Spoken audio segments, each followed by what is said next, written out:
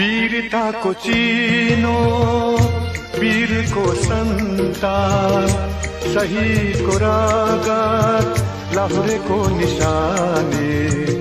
अब तिम्रो हातले लेख्नु छ जुगले भुलेको हाम्रो कहानी। वीरताको चिनो, वीरको सन्तान, शहीदको रगत, लाहुरेको निशानी। अब तिम्रो हातले लेख्नु छ जुगले भुलेको हाम्रो कहानी। वीरताको चिनो, वीरको सन्तान।